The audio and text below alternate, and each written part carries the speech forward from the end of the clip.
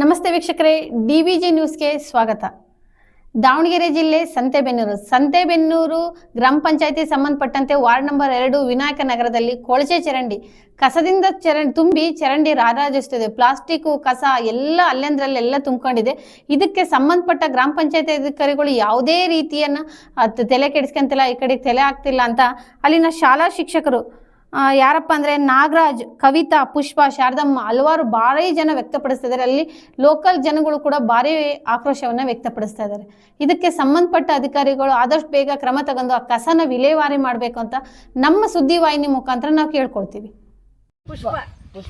ಏನ್ ಸಮಸ್ಯೆ ಆಗಿತ್ತು ಹೇಳ್ರಿ? ಏನ್ ಸಮಸ್ಯೆ? ಚರಂಡಿದ ಸಮಸ್ಯೆ.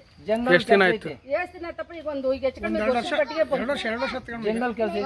ಕಡಿಮೆ ಚರಂಡಿ ಆದಾಗಿಂದ ಯಾರು ಬಂದಿಲ್ಲ. ಯಾರು ಅದೇ ಆಸಿಫಪ್ಪನ ಒಂದು ಅಲ್ಪಟನ್ನ ತೆಗೆದೋಗಿದ್ದ ನೋಡಪ್ಪ ಅಷ್ಟೇ. ಅದಾದ್ಮೇಲೆ ಮತ್ತೆ ಯಾರು ಬಂದಿಲ್ಲ. ಯಾರು ಇಲ್ಲ, ಮೆಂಬರ್ಗಳು ಯಾರು ಬರಲ್ಲ. ಮೆಂಬರ್ಗಳು ಯಾರಿಲ್ಲ. ಶ್ರೀಮಂತರೇ ಅಂತ ಕಟ್ಟಿಬಿಟ್ಟಿದಾರೆ. ಇದಕ್ಕೆ ಅವ್ರು ದುಡ್ಡು ಕೊಟ್ಟಿದ್ರಲ್ಲ, ಅದಕ್ಕೆ ಶ್ರೀಮಂತರೇ. ಪಿಡಿವಾನು ಬರಲ್ಲ ಈ ಕಡೆಗೆ. ಪಿಡಿವಾನು ಯಾರು ಬರಲ್ಲ. ಹೌದಾ? ನೀರಿನ ಸಮಸ್ಯೆ ಇದೆಯಾ? ನೀರಿನ ಸಮಸ್ಯೆ ಐತೆ, ಚರಂಡಿ ಸಮಸ್ಯೆ ಐತೆ. ಕಸ ಹಾಕಕ್ ಗಾಡಿ ಬರುತ್ತಾ? ಕಸ ಹಾಕದ್ ಗಾಡಿ ಕಸ ಹಾಕ ಗಾಡಿನೇ ಇಲ್ಲ. ಅದೇ ಅಪ್ಪನ ಬೀಳ್ಬಿಟ್ಕೊಂಡೇ ಅಲ್ಲೇ ಹೋಗಿ ಹಾಕಿ ಬರ್ತೀವಿ.